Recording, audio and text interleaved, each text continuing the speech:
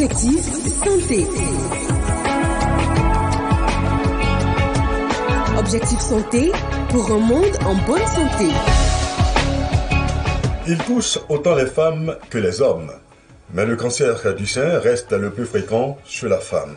61 000 nouveaux cas en 2023 selon l'Organisation mondiale de la santé. Et le monde entier se mobilise chaque année contre cette maladie à travers Octobre Rose. Et c'est justement à la faveur de ce mois exclusivement dédié au cancer du sein que nous vous proposons cette émission pour parler de l'actualité au sujet du cancer du sein. À tous et à toutes, bienvenue dans Objectif Santé, votre magazine d'actualité réservé donc aux questions de santé sur ISTC-FM, la radio du développement technique, Jean-Luc Adam. Objectif santé, Franck Eustache Kouakou. Avec moi dans ce studio, docteur Traoré Korotoum. Bonjour, docteur. Bonjour, monsieur Kouakou. Alors, vous êtes médecin au service de cancérologie du CHU de Treichville, c'est bien ça? Oui, effectivement. Allez, nous avons donc beaucoup de plaisir à vous recevoir pour parler donc du cancer du sein.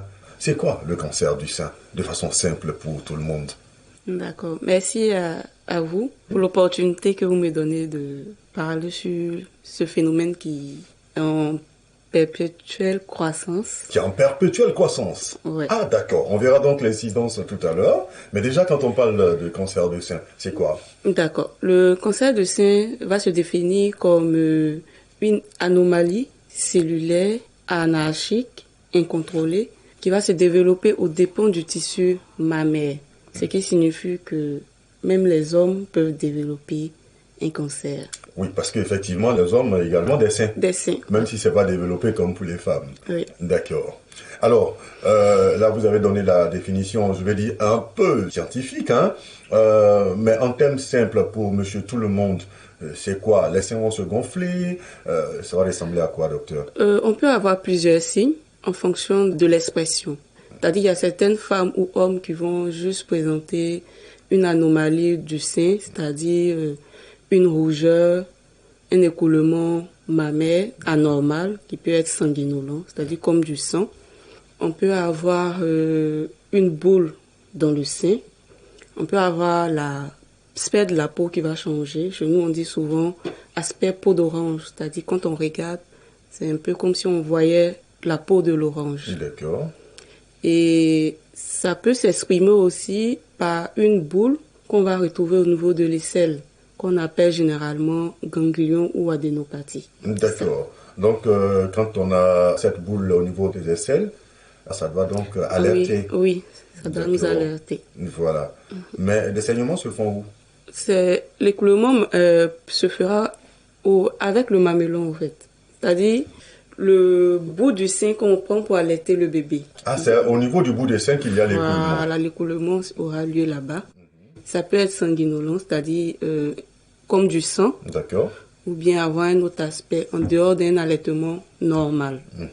Aussi, s'il y a la découverte, par exemple, d'une masse ou bien d'une boule dans le sein et que la prise en charge n'est pas faite vite, on pourra avoir après une ulcération, c'est-à-dire une plaie qui va se former au niveau du sein. Cela signifie que le cancer est déjà installé. C'est-à-dire lorsqu'on a une anomalie au niveau du sein, cela sous-entend que le cancer est déjà là. Ah bon? Ce qui va nous confirmer ça, c'est le prélèvement qu'on fera au niveau du sein pour analyser, pour connaître le type histologique, c'est-à-dire confirmer le cancer. Et c'est à tout âge qu'on peut avoir un cancer du sein? L'âge moyen de survenue, normalement, c'est 44 ans, 45 ans. D'autres diront 50 ans. Mais de plus en plus, dans notre pays, on rencontre des femmes jeunes de 30 ans pratiquement qui développent ce cancer. D'accord. Et les hommes également, c'est la même tranche d'âge? Bon, non. Les hommes, c'est quand même des hommes un peu âgés, la quarantaine. La quarantaine aussi? Oui. D'accord. Alors, mais qu'est-ce qui explique ce phénomène? Vous avez parlé du cancer qui survient donc de plus en plus chez les sujets jeunes. Qu'est-ce qui explique cela, docteur Traoré? Bon, qu'est-ce qui pourrait expliquer cela?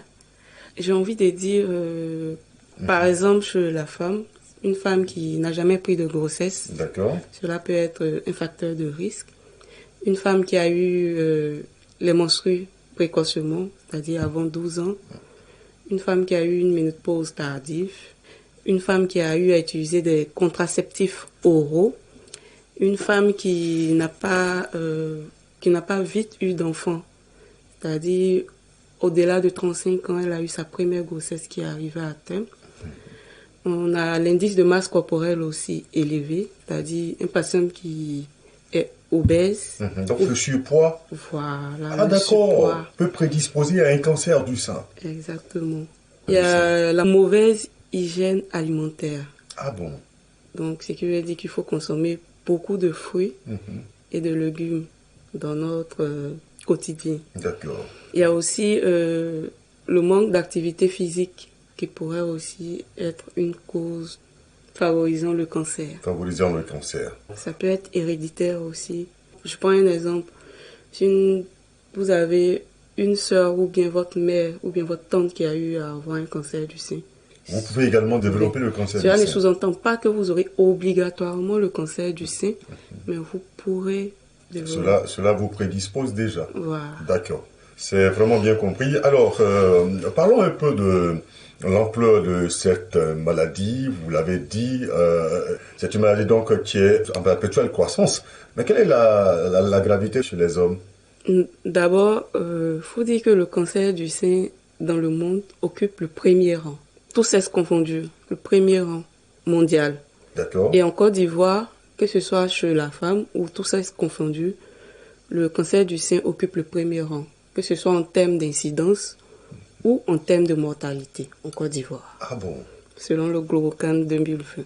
Et sur 100 personnes, c'est sûr que 99 femmes vont développer un cancer et ce sera qu'un seul homme qui va développer un cancer. Ah d'accord. C'est pas de manière équitable pour dire 50% de femmes, 50% d'hommes. D'accord. Ce cancer se développe le plus souvent chez les femmes. D'accord. Alors, est-ce que les hommes savent qu'ils sont touchés également par le cancer du sein? Eh bien, nous avons promené donc notre micro. Voici quelques avis que nous avons recueillis. Idriss Zombia. Oui, je pense que le cancer du sein concerne les hommes aussi, parce qu'on a aussi, on a un sein. Bien sûr, le cancer c'est une maladie, il y a plusieurs types de cancers d'ailleurs, mais je me dis que en tant qu'homme, le cancer nous concerne. Professeur Adopo Hachi, je suis enseignant-chercheur à l'école normale supérieure et chargé de cours à l'ISTC.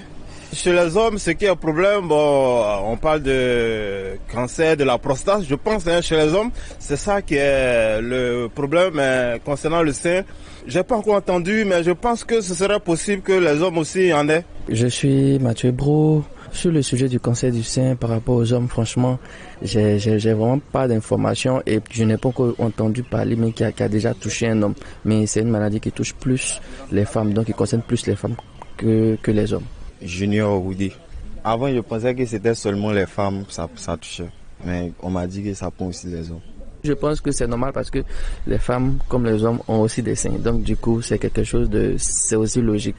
Et je pense que aussi, c'est le moment aussi qu'on puisse penser aussi aux hommes, de pouvoir faire aussi, on va dire peut-être sûrement, commencer déjà par palper les seins aussi souvent. Alors, docteur, nous venons donc d'écouter quelques hommes. Apparemment, on se rend compte que les hommes ne sont pas trop informés, qu'ils sont également exposés au cancer du sein.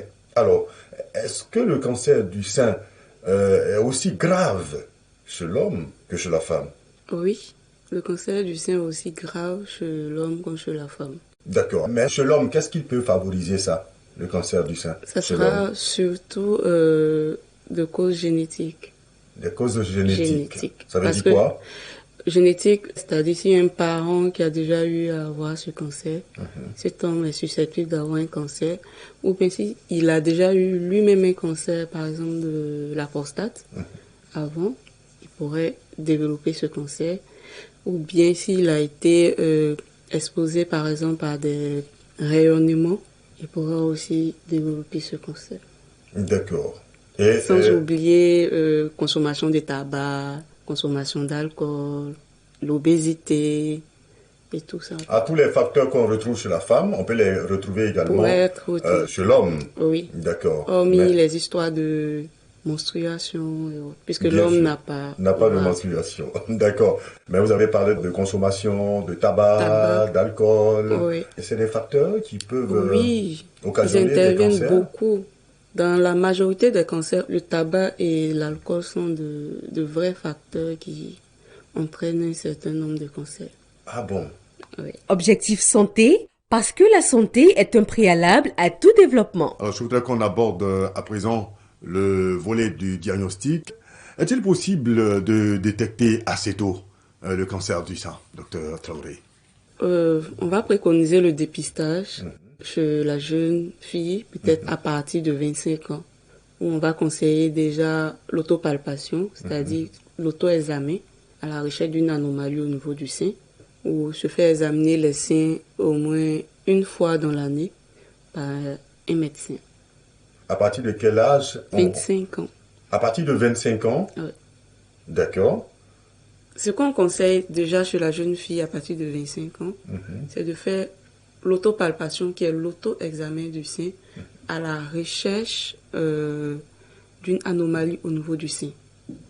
Donc, si cette jeune fille a pour habitude de regarder les seins, de toucher ses seins, lorsqu'il aura une anomalie, elle va se rendre compte et elle pourra consulter rapidement pour une meilleure prise en charge. Ça, vous avez appelé ça l'auto-examen? Oui, l'auto-examen des seins. L'examen pratiqué par la jeune fille elle-même. Oui. Et c'est à partir donc de 25 ans, vous l'avez dit. Oui, comme conseil général. Vous recommandez donc à toutes les femmes à partir de 25 ans de s'examiner. Et avant 25 ans? Avant 25 ans, il y a certaines femmes qui peuvent présenter des douleurs qui sont généralement pas dues au cancer, ou bien elles peuvent avoir aussi un écoulement anormal, c'est-à-dire en dehors d'un allaitement. Ce sont des signes qui peuvent l'envoyer chez nous, mais généralement, c'est pas un cancer avant cet âge. Mais qui va prendre l'autopalpation des seins? C'est le médecin? Oui, le médecin peut lui montrer comment est-ce qu'on fait l'autopalpation. Et à la maison, elle pourra faire l'autopalpation toute seule. D'accord. Ou à contrario, elle peut venir à l'hôpital, faire une consultation et le médecin va examiner les seins. Ah d'accord. Donc la jeune fille a la possibilité de venir à l'hôpital et le médecin l'examine. Ah oui. D'accord.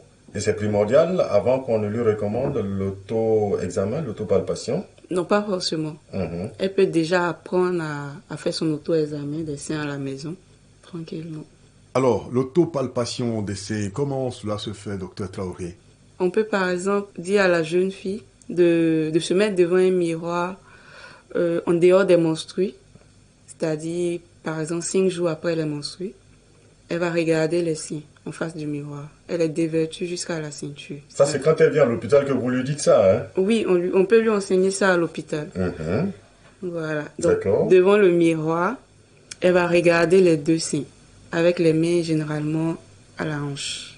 Elle va regarder les deux seins pour essayer de retrouver une anomalie qui peut être une simple rougeur, une déformation du mamelon, la présence d'une boule ou une masse, ou bien le changement de l'aspect de la peau du sein. Après cela, elle va faire la palpation qui est appuyer le sein en terre à terre. Et comment est-ce que ça peut se passer? C'est-à-dire, si elle veut examiner le sein droit, c'est la main gauche qu'elle va utiliser pour examiner le sein droit. Si c'est le sein gauche, elle va utiliser la main droite. Et de manière virtuelle, elle va diviser le sein en 4 parties. Et les doigts collés. Elle va prendre le bout des doigts. Le bout des doigts et elle va examiner le sein, on dira cadran par cadran, parce qu'elle aura divisé le sein en 4 parties. Et elle va faire comme si elle écrasait le sein sur le thorax en arrière. D'accord. Et elle va faire cela dans le centre de l'aiguille d'une montre, si possible. Et lorsqu'elle va toucher une masse, une boule, elle saura que c'est pas normal. Et devant cela, elle ira à l'hôpital. D'accord. Et le médecin maintenant sera peut-être amené, cela va dépendre peut-être de l'âge, parce que pour les jeunes filles avant 40 ans, généralement on ne préconise pas la mammographie. Ah bon? Donc on pourra lui demander juste de faire une échographie. Et si ça revient un peu anormal, on peut aller au prélèvement à l'aiguille fine pour faire analyser, pour voir si vraiment on est en face d'un cancer. Alors, vous avez parlé de mammographie, c'est quoi? La mammographie, c'est la radiographie des seins. D'accord. Et là, c'est à partir de quel âge qu'on le fait? On préconise généralement à 45 ans, mais à 40 ans déjà, on peut se permettre de faire. D'accord. J'ai pas fini l'examen du Non, sein. il n'a pas fini l'examen du sein. Oui, je vais vous laisser continuer, docteur. D'accord. Quand elle finit d'examiner le sein, elle doit appuyer le bout du sein, c'est-à-dire le mamelon, pour voir s'il n'y a pas déjà un écoulement anormal. Et aussi, elle ne doit jamais oublier d'examiner le creux axillaire, c'est-à-dire l'aisselle, à la recherche d'une adénopathie ou on a atteint un ganglion. D'accord. Qui sont aussi des signes qui doivent alerter. D'accord. Alors, nous sommes malheureusement à la radio. Vous pouvez pas voir docteur Traoré en train de faire la démonstration. Mais ce qu'on vous recommande, c'est d'aller vers les centres de santé. Exact. Le personnel de santé est suffisamment formé pour vous apprendre donc l'autopalpation, l'auto-examen des seins, de sorte à vous amener à mieux connaître donc votre corps, vos seins, et les contrôler régulièrement. C'est à quelle fréquence, docteur? Chaque mois. Chaque mois, il faut en le dehors faire. des menstrues. Et si c'est pour voir un médecin, on recommande généralement au moins une fois dans l'année. Une fois dans l'année. D'accord. Et tout le personnel de santé est formé à cela? Normalement, tout médecin généraliste devrait savoir faire l'examen des seins. Une chanson pour Octobre Rose, certains parlent de zizi, nous on parle de sein. Si, il y a grosseur, c'est engourdi, que ta poitrine te travaille. Les bras levés si elle est douloureuse, ou même les bras pas levés. Y a pas de honte à avoir mal, faut pas te dire que c'est mental. Pourquoi tu joues la femme fatale? C'est médical.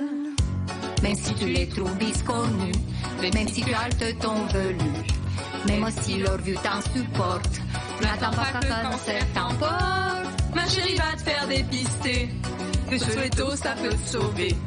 Qu'est-ce que ça coûte de vérifier?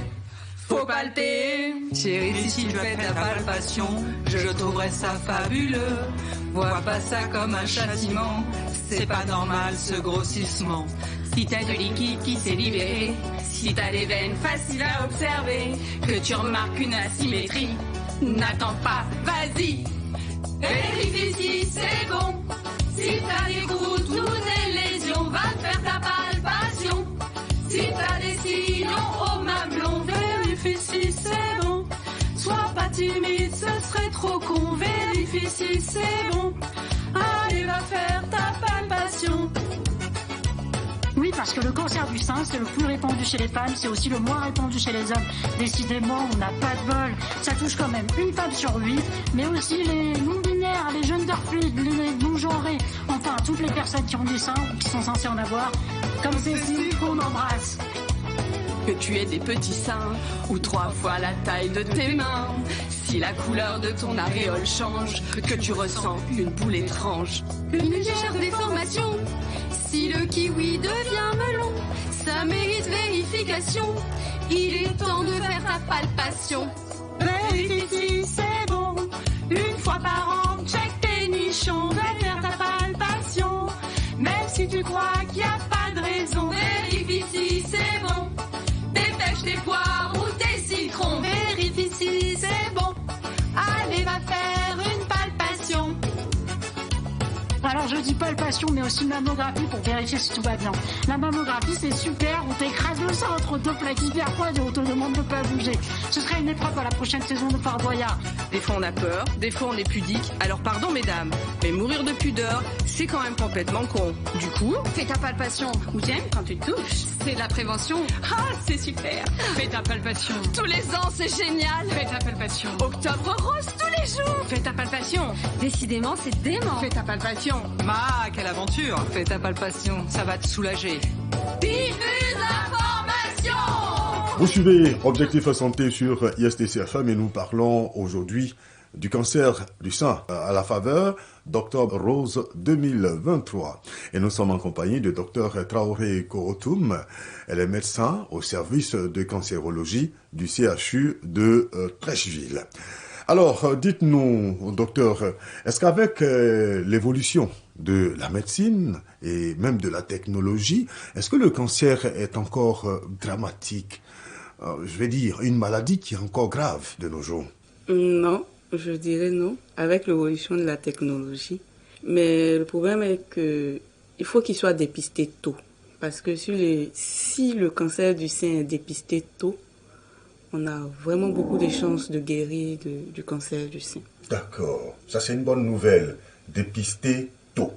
Lorsque le dépistage se fait tôt, la prise en charge a des chances d'aboutir. Oui, exactement. D'accord.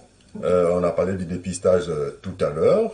Le dépistage, il faut donc aller à l'hôpital. Et une fois que le dépistage est fait et qu'on a constaté qu'il y a une anomalie, avec donc les examens de précision, on établit que c'est un cancer. Qu'est-ce qui est fait?